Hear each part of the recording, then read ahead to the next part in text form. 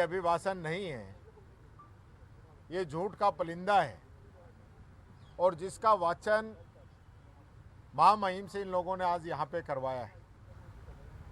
आप देखिए जो बातें इसके अंदर कही गई कहीं धरातल पे नहीं नजर आ रही थी।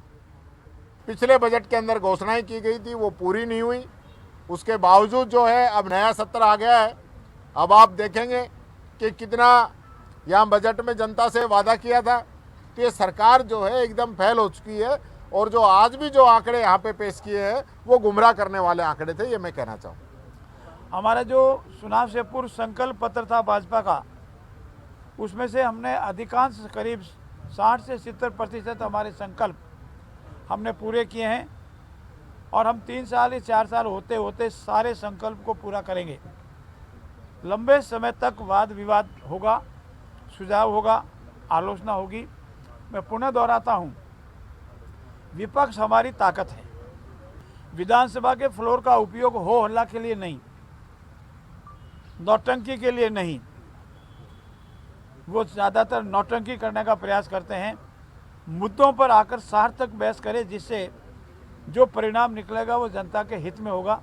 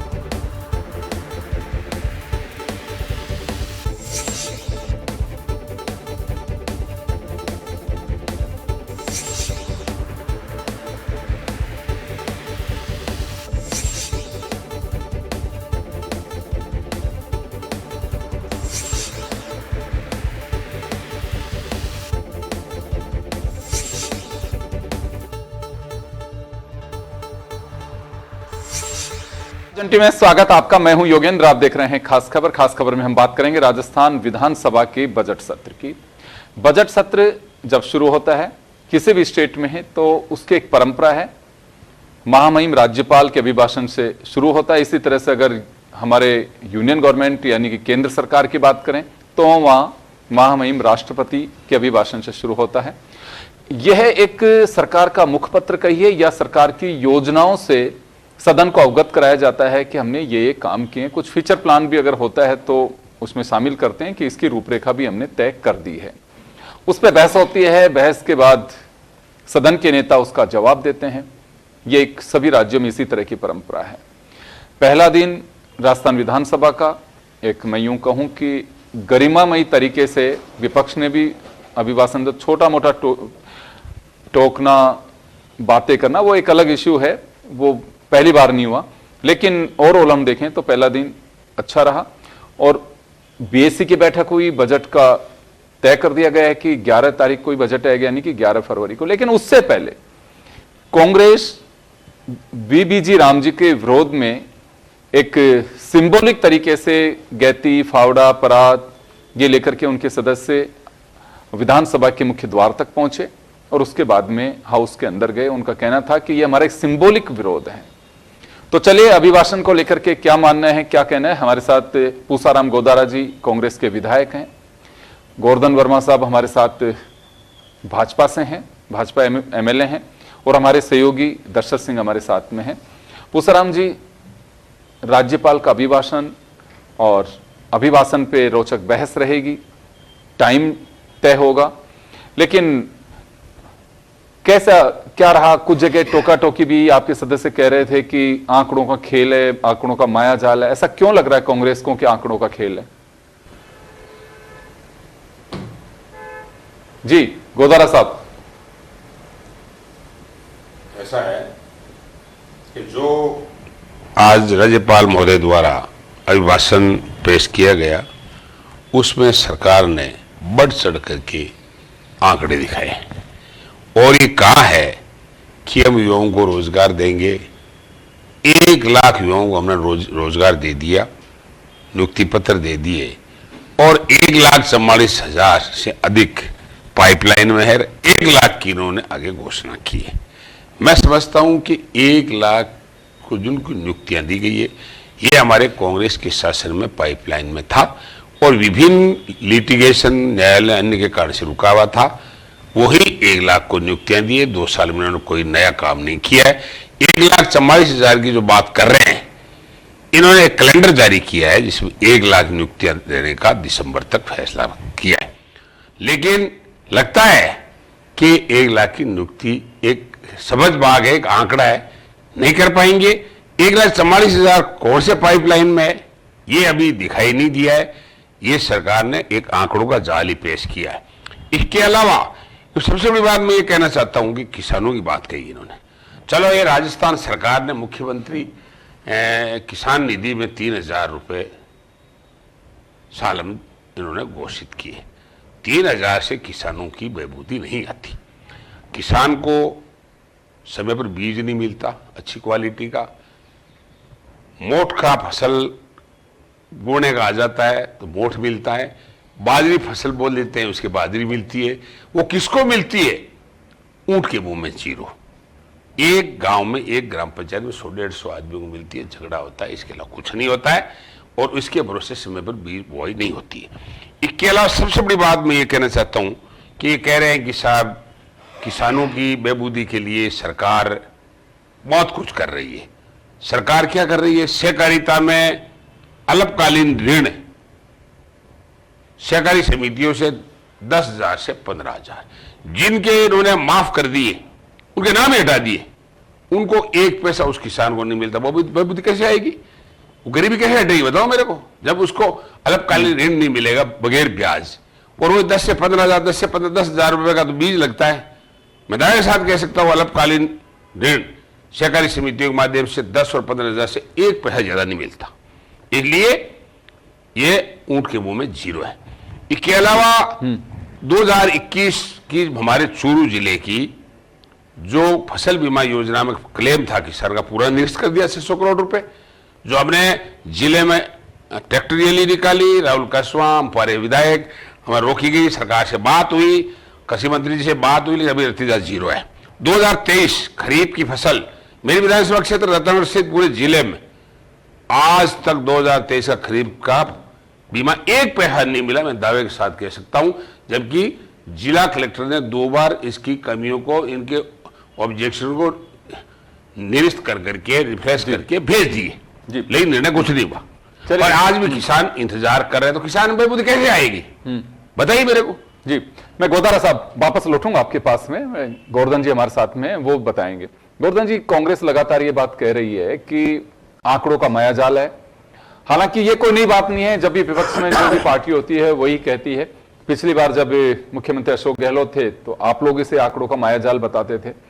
एक परंपरा है, ये तो अभिभाषण पढ़ा जाता है और सरकार की योजनाओं से अवगत कराया जाता है। लेकिन ये कहना है कि कांग्रेस में चाहे सीएलपी लीडर हो, चाहे प्रदेश अध्यक्ष हो, कि राज्यपाल एक ऐसा पद है, संवैधानिक पद है, सबको उसका रेस्पेक्ट करना चाहिए, झूठे आंकड़े उनसे पढ़वाए गए हैं।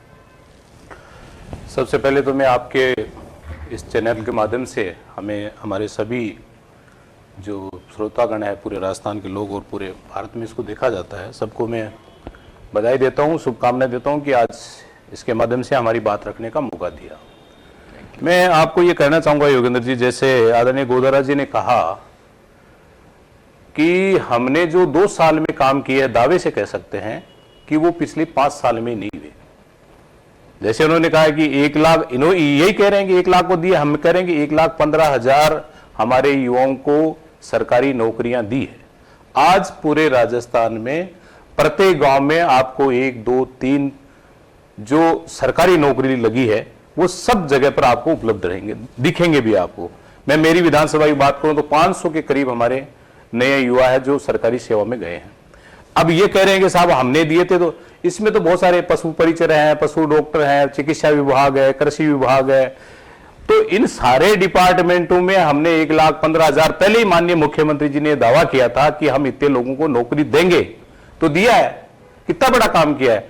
और कौन सी ऐसी सरकार है जो आज तक पहले कैलेंडर जिसने जारी किया, ये मैं तो सोचता हूं कि बहुत बड़ी बात है साहब।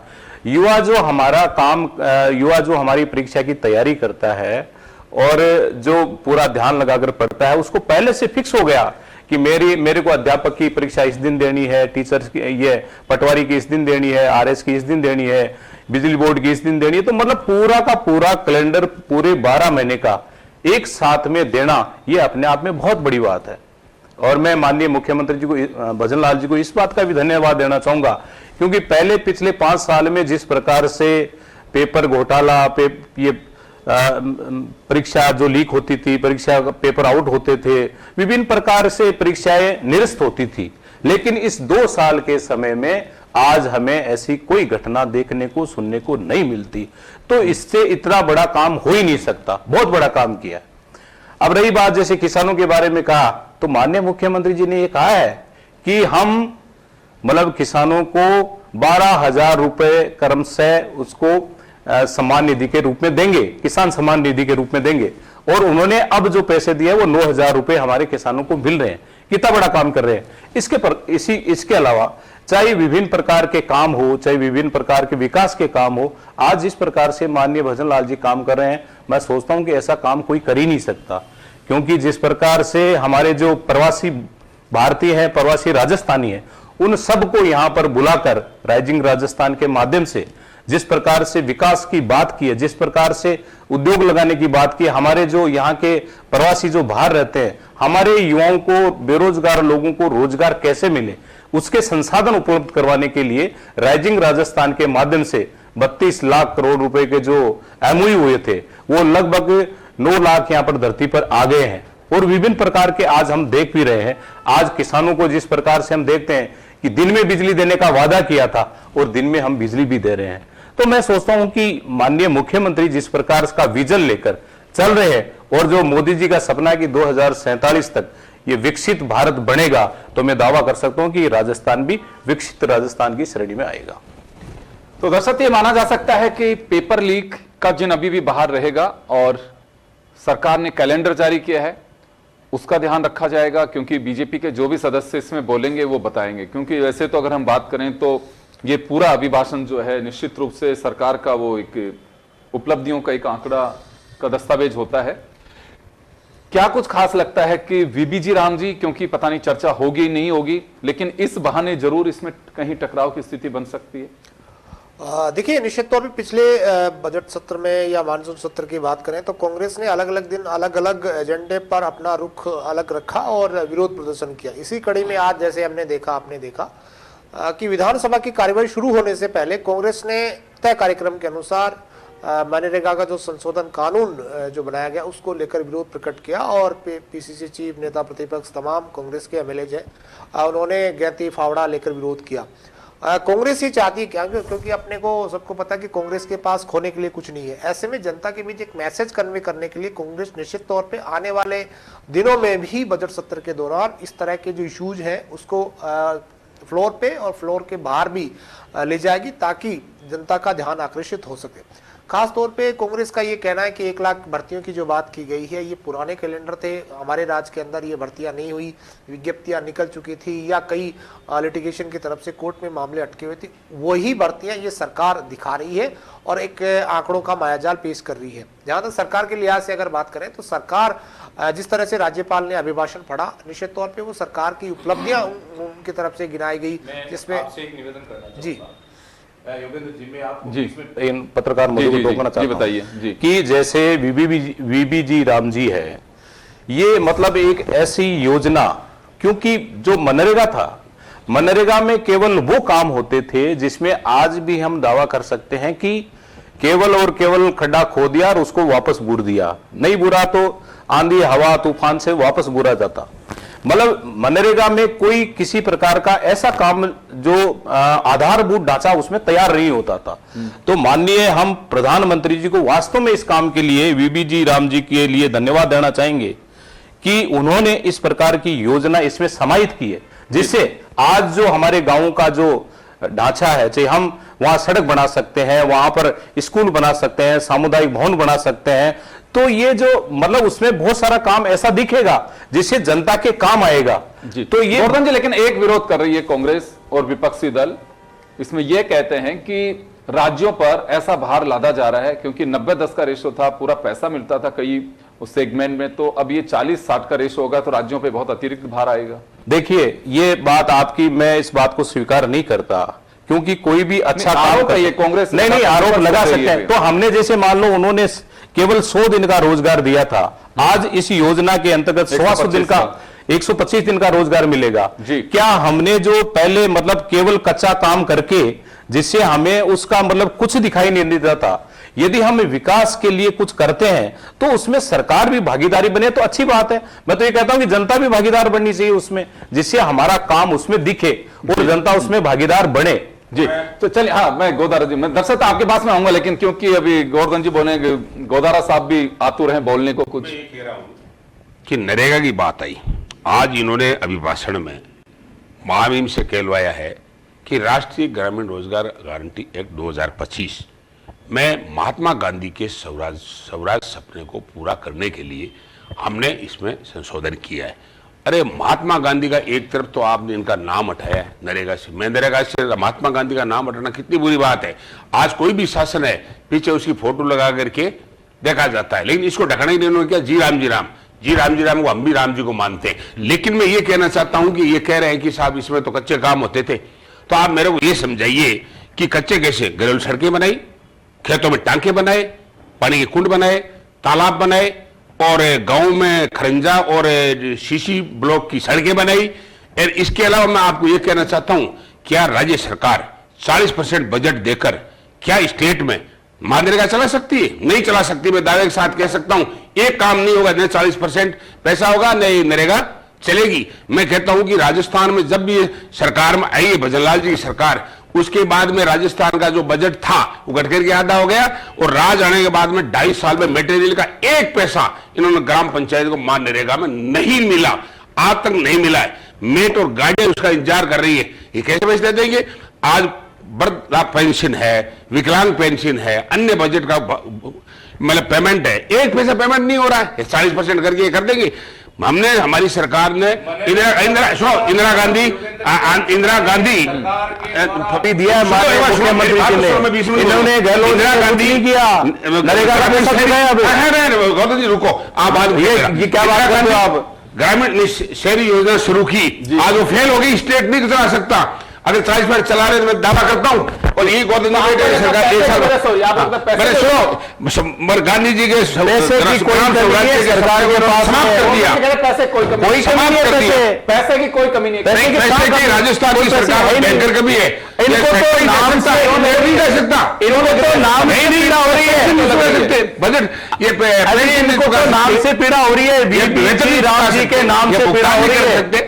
क्या करते हैं? विकसित भारत इसमें रोजगार गारंटी योजना क्यों बना दी? ये कह रहे हैं तो अब हम क्या करें? इसका नाम आज की तारीख में रोजगार बंद है। जैसे आज हमारा जो राम सेतु के नाम से योजना बनी थी, तो राजस्थान के लिए और गांधी जी के मध्य प्रदेश के लिए मैं तो राम का नाम आ गया, राम सेतु योजना हुई। तो उसी प्रकार से इनको, ये हमारा दावा है, इनको तो विकसित भारत से ही चिढ़ है। नहीं, कोई विकसित भारत से चिढ़ नहीं है हमारा। ये राम जी का नाम आ गया तो हम क्या करें?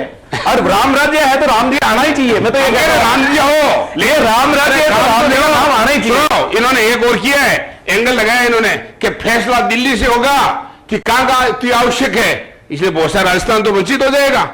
हर जगह काम नहीं मिलेगा। ये गोदारा जी आपके टाइम होता था, नहीं कर पाएगी। वो हमारे आका ने आदेश दे दिया, हमारा आका नहीं आएगा कि ए जिले में चलेगा, बी में नहीं चलेगा, सी में आवश्यकता, डी में आवश्यकता नहीं है।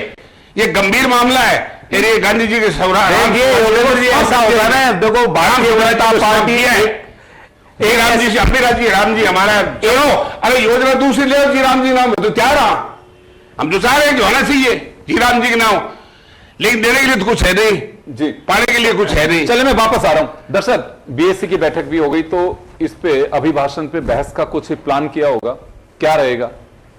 देखिए 4 दिन रखे गए हैं, अभिभाषण पे बहस होगी, पक्ष विपक्ष के सदस्य इसमें अपनी बात रखेंगे। और जहां तक गोवर्धन जी कह रहे हैं या पूसाराम जी कह रहे हैं, निश्चित तौर पे सदन के अंदर भी इस तरह के वाद विवाद आपको देखने को मिलेंगे, क्योंकि कांग्रेस का ये तर्क है कि 125 दिन का भले ही काम कर दिया, 10% का जो मामला है वो पहले था, अब 40-60 का रेशियो कर दिया, राजस्थान में काम नहीं होंगे, अटक जाएंगे, इस तरह की चर्चा जो है वो कहीं ना कहीं कह सकते हैं कांग्रेस की तरफ से की गई है। बीजेपी के लिहाज से बीवी राम जी के नाम से जो स्कीम लॉन्च की गई है, उसके अंदर काम का जो दर है वो बढ़ाई गई, 125 दिन की गई है। और उनका ये भी कहना है कि सरकार ने, भजनलाल सरकार ने ऐतिहासिक काम, और खास तौर पर इनकी तरफ ये भी कहा गया कि 5 वर्ष से 2, यानी कि 2 साल में इतने बेहतरीन काम हुए हैं जो 5 साल में गहलोत सरकार नहीं कर पाई। बहरहाल इस बजट सत्र में भी आप देखेंगे पक्ष विपक्ष की तरफ से आरोप प्रत्यारोप, और कांग्रेस की स्ट्रेटेजी निश्चित तौर पे ये रहेगी कि हर दिन अलग अलग इश्यूज को उठाए, चाहे वो नरेगा का इशू हो या अपराध से जुड़ा इशूज हो या आने वाले दिनों में और भी इशूज। एसआईआर का मामला आपने देखा कि एसआईआर को लेकर भी कांग्रेस ने जिस तरह से राजस्थान में, देश भर में हल्ला किया, या जिस तरह के आरोप सत्ता पक्ष पर लगा, निश्चित तौर पर वो विधानसभा के अंदर भी देखने को मिलेंगे। तो आने वाले 4 दिन में भी राज्यपाल के जो अभिभाषण पर बहस होगी उसमें भी ये मुद्दे आएंगे और उस पर अपनी बात रखी जाएगी। गोदारा साहब, वैसे पार्टी का स्टैंड क्या है? आप लोग पूरी तरह से बहस में तो हिस्सा लेंगे या कहीं कुछ मुद्दों को लेकर के नाराजगी जता सकते हैं? हम बहस में भाग लेंगे, लेकिन कुछ ऐसे मुद्दे जिन पर मतलब अनावश्यक अगर आक्रोशित होगी सत्ता पक्ष, तो उसमें बाइकाट भी हो सकता है, इसका विरोध प्रदर्शन भी हो सकता है। क्यों कि मुद्दे में नरेगा, एसआईआर बहुत गंभीर मुद्दे हैं जिससे मतलब लोकतंत्र को और ग्राम में बैठे हुए गरीब मजदूर को खतरा पैदा हो गया है। और इन योजनाओं को लेकर के, इन वेब सिस्टम को लेकर के, अरे साहब राजस्थान में इतने बंडल के बंडल जमा हुए एसआईआर में, पता नहीं कहां से आए। आप बताओ ना, एसआईआर से मजदूर किसान को कैसे होगा?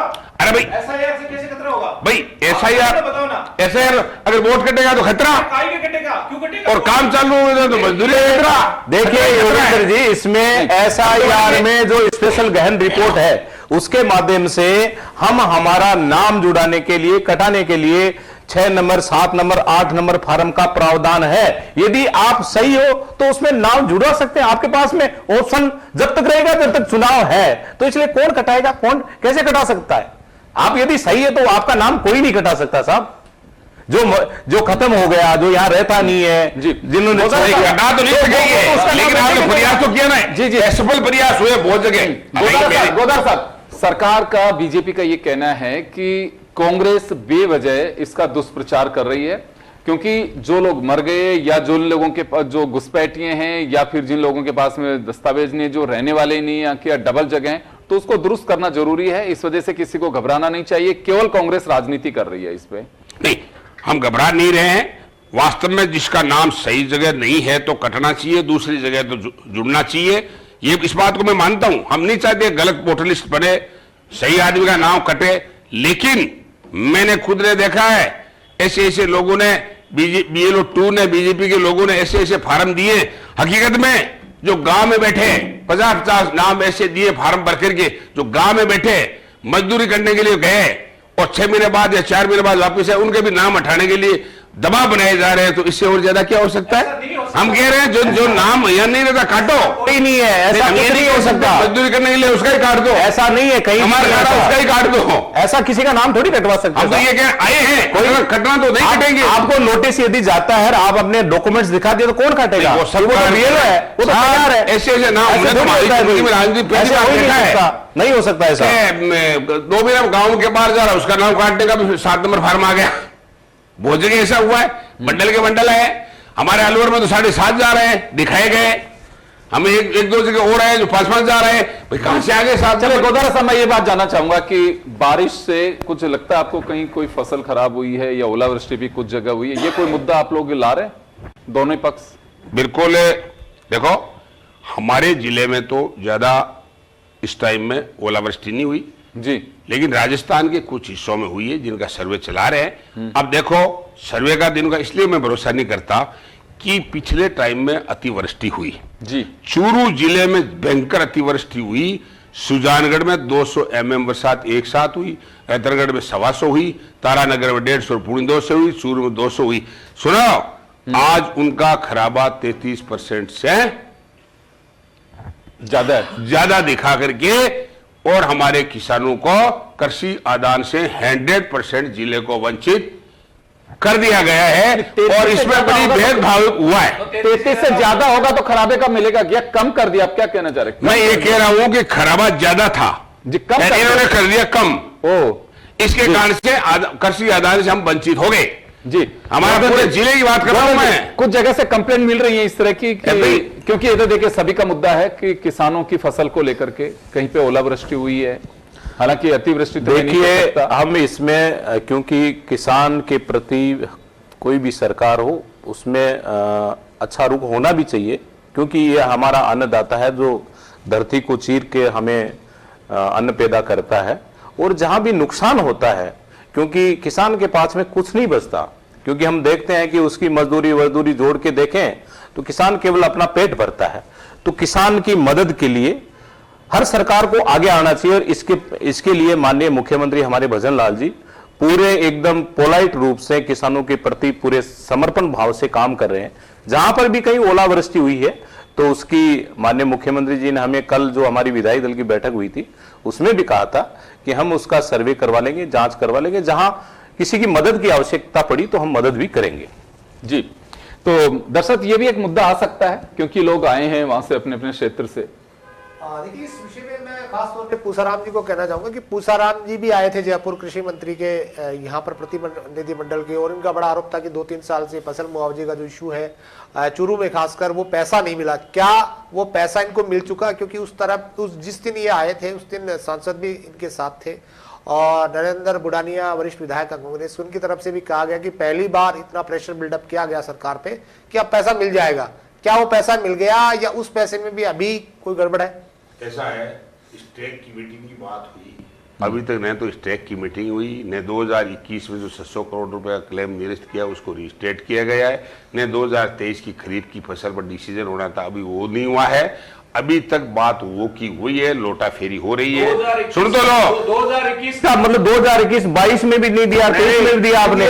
क्यों, क्या कर रहे थे? कर दिया, क्या कर रहे थे आप? क्या 2021 में आपकी सरकार की कांग्रेस की, 2023 के 2021 में तो आपकी 2023 और 24 का आप बताओ, इसमें भी आपकी थी। मेरे को अब तो हम तो आपकी सरकार ये 2023 खरीद कैसे बाकी है, 24 खरीद बाकी कैसे, मेरे को ये बताइए। चलो ये 21 वाली छोड़ो, आप 21 वाले कैसे छोटे? 21 वाले तो आप 21 वाले छोड़ो। हमारा तो हमने बहुत मुश्किल से स्टेट कराया और उसको आपने निरस्त कर दिया है, इनको दिया ही नहीं। आपने पूरा पार्टियां आपको देना था तो देना, लेके जाते ना। देखो अशोक, देखो अशोक, आप तो ये कहते हो कि हमारी सरकार बन जाएगी तो हम ये कर देंगे, वो कर देंगे। मंत्रियों ने बहुत, ऐसा कुछ नहीं होता साहब। किसानों के प्रति जनता के मन में भावना बनानी पड़ती है, और जनता को आज भी संघर्ष कर रहा है, सहायता करनी पड़ती है। चले, मैं माफी चाहूंगा सर, क्या बात करते हो? मैं रोकना चाहूंगा।